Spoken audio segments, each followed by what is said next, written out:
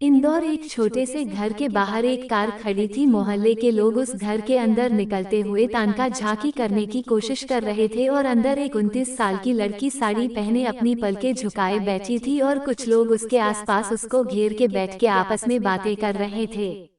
सामने एक बड़ी उम्र का लड़का बैठा था जो उस लड़की को ही बार बार चोर नजरों से देख रहा था, या फिर शायद उस लड़की के उसको देखने का वेट कर रहा था, लेकिन उस लड़की ने एक बार भी अपनी पलकें नहीं उठाई। कोई उससे कुछ बोलता तो वो बस हाँ हमें जवाब दे देती। तभी उस लड़की की माँ अदिति जी अपने सामने बैठी महिला से बोली, तो हम ये रिश्ता पक्का समझे। सामने बैठी उस महिला ने एक नजर अपने पति और फिर उस लड़के की तरफ देखा तो दोनों ने पलकें झपका दी। फिर वो महिला सुधा जी अदिति जी से बोली, हमें मंजूर है, एक बार आप अपनी बेटी वैशाली से भी पूछ लीजिए। तभी एक कड़क आवाज गूंजी। वैशाली के पापा मनोज जी बोले, हमारे घर में लड़कियां फैसला नहीं लेती, जो बड़े फैसला लेते हैं वही घर का फैसला होता है। वैशाली की झुकी आंखों में नमी आ गई। तभी लड़के के पापा विपिन जी बोले, ये तो आपने अच्छे संस्कार दिए हैं बच्ची को, वरना तो आजकल की लड़कियां सीधा घर से भाग ही जाती है। मनोज जी फिर अपनी तेज आवाज में बोले, हमारे घर में अगर किसी लड़की ने ऐसा ख्याल भी लाया तो वो अच्छे से जानती है उनकी समाधि घर के बाहर होगी। अंदर डोर के पीछे छुप के खड़ी दो लड़कियां डर सी गई। विपिन जी मुस्कुरा दिए और बोले, हम बहुत भाग्यशाली है जो आपके घर की बेटी हमारे घर बहू बन के आएगी। वैशाली सबकी बातें सुन के अपने मन में व्यंग हंसी हंस दी। बहू बहू ही तो समझते हैं, कोई बेटी क्यों नहीं बोलता। वैशाली अपने मन में सोच रही थी कि वैशाली की मम्मी ने वैशाली के हाथ में मिठाई की प्लेट जबरदस्ती पकड़ाते हुए कहा, चलो अब सबका मुंह मीठा करवाओ। वैशाली को तो अब आदत हो गई थी वेटर बनने की। ये उसके लिए 49वां रिश्ता जो आया था और वैशाली ये भी जानती थी कुछ ही देर में ये लोग भी उसको मना करके चले जाएंगे, लेकिन फिर भी वो सिर नीचे करके उठी और बारी बारी सबके आगे प्लेट करने लगी। आदिति जी ने भी वैशाली की तारीफों के पुल बांधना शुरू कर दिया। बहुत संस्कारी है मेरी बेटी, आपको कभी शिकायत का मौका नहीं देगी, अगर आपको पसंद नहीं होगा तो अपनी सरकारी नौकरी भी छोड़ देगी। अब तो ये समझ के चलिए एक सुशील बहू अपने घर लेकर जाएंगे यहाँ से।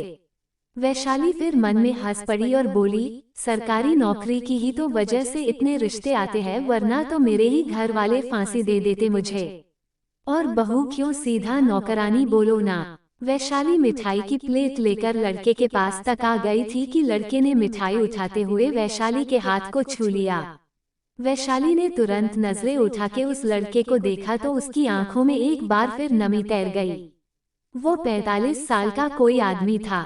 उस आदमी ने वैशाली को देख के आंख मार दी और अपना विजिटिंग कार्ड वैशाली के हाथ में पकड़ा दिया और कॉल करने का इशारा किया। वैशाली ने अपनी नजरें झुका ली, फिर शांति से आके अपनी माँ के पीछे खड़ी हो गई।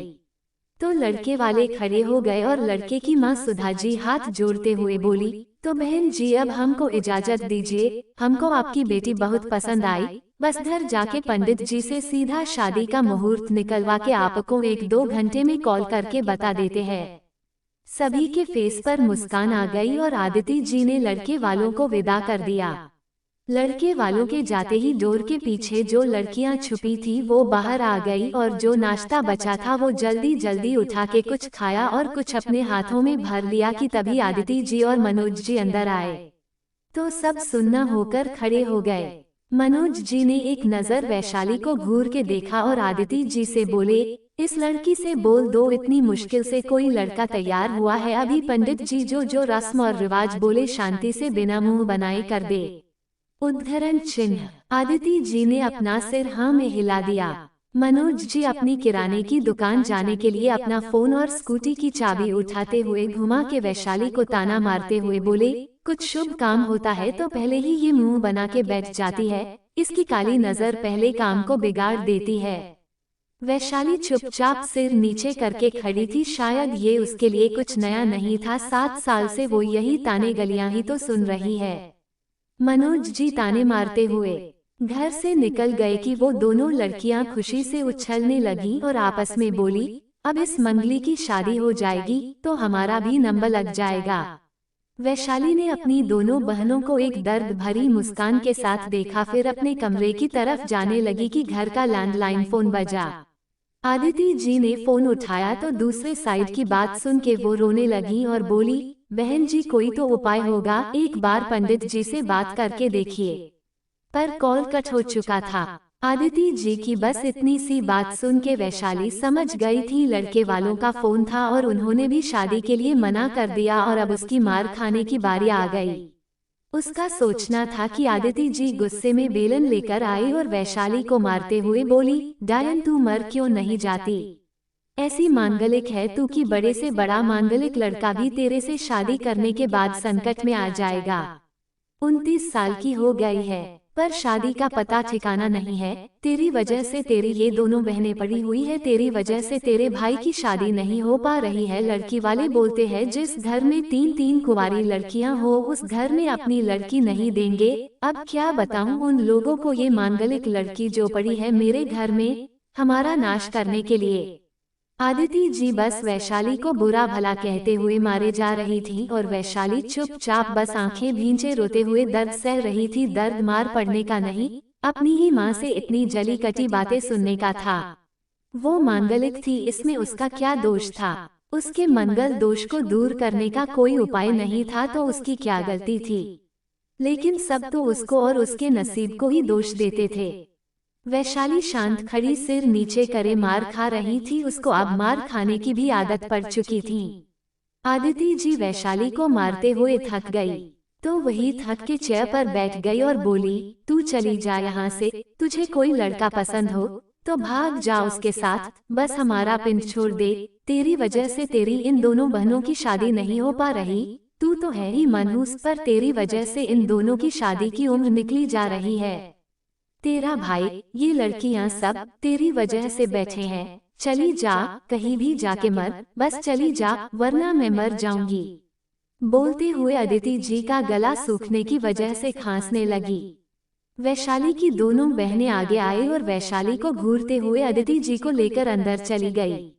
अब वैशाली अपने आप को रोक नहीं पाई और जमीन पर घुटनों के बल बैठ के रोने लगी।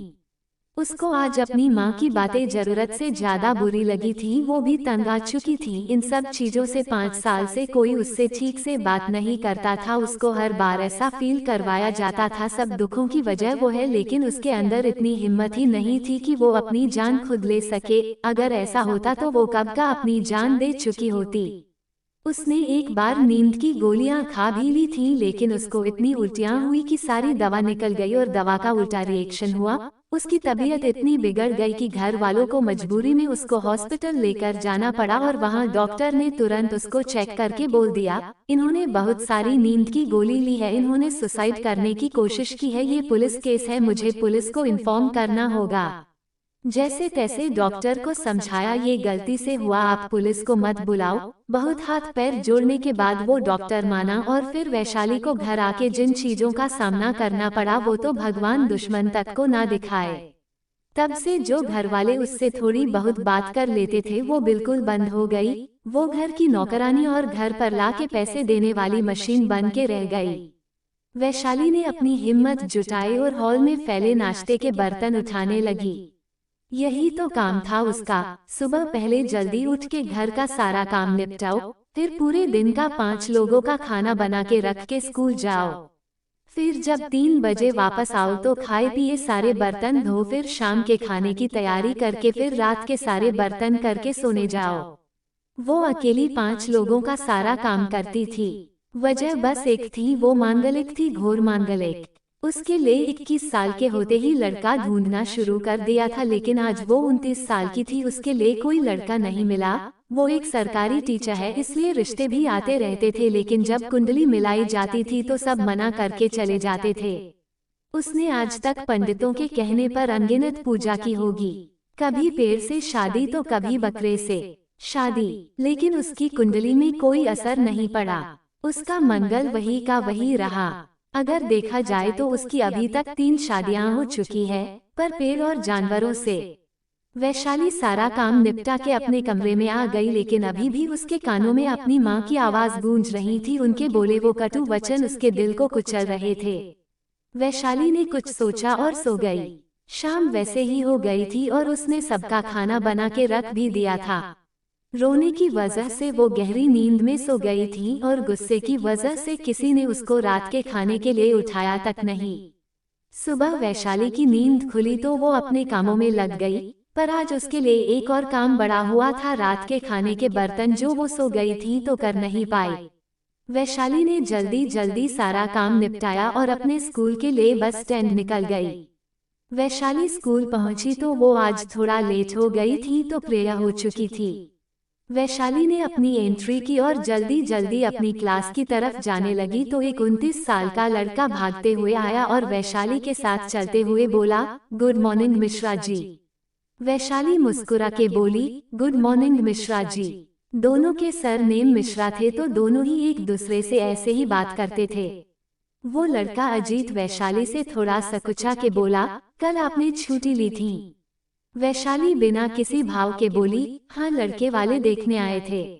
अजीत का मुंह उतर गया, फिर भी वो अपनी बात आगे बोला, तो रिश्ता पक्का हो गया। वैशाली बिना किसी भाव के बोली, नहीं। अजीत के फेस पर फिर मुस्कान आ गई और वो बोला, अच्छा लंच में मिलते हैं, मुझे तुमसे जरूरी बात करनी है। वैशाली की क्लास आ गई थी तो उसने भी बस ऐसे ही ओके बोल दिया और अपनी क्लास के अंदर चली गई। लंच टाइम में वैशाली और अजीत कैंटीन में आमने सामने बैठे थे। अजीत थोड़ा घबरा रहा था तो थोड़ा शर्मा भी रहा था। वैशाली बुक में कुछ देख रही थी कि अजीत ने वैशाली के हाथ में पकड़ी बुक बंद कर दी। वैशाली अजीत को देखने लगी तो अजीत हिम्मत जुटा के बोला, मुझे तुमसे थोड़ी पर्सनल बात करनी है।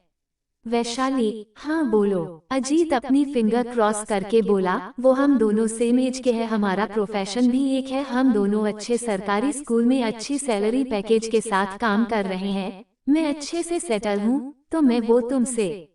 आगे बोलते हुए अजीत के शब्द लड़खड़ाने लगे, लेकिन वैशाली समझ चुकी थी अजीत क्या बोलना चाहता है तो वो खुद ही बोली, तो तुम मुझसे प्यार करते हो और शादी करना चाहते हो।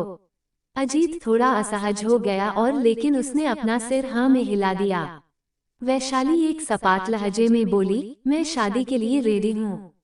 अजीत खुशी से फूले नहीं समाया, पर वो कुछ बोलता उससे पहले वैशाली बोली, बोलो तो अभी कोर्ट मैरिज कर लेते हैं। अजीत शॉक हो गया और बोला, अभी शादी? वैशाली, हाँ मुझे इतना ताम झाम नहीं पसंद, जितना शादी में खर्च करेंगे उतना अपने फ्यूचर के लिए जोड़ लेंगे, अपने मम्मी पापा के लिए कुछ सेविंग कर लेंगे जो आगे बुढ़ापे में उनके काम आएगी।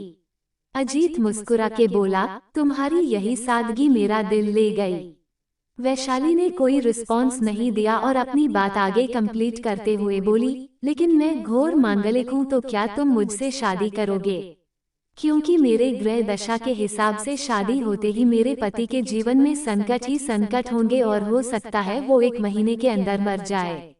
अजीत सीरियस हो गया और बोला, तुम पागल हो क्या?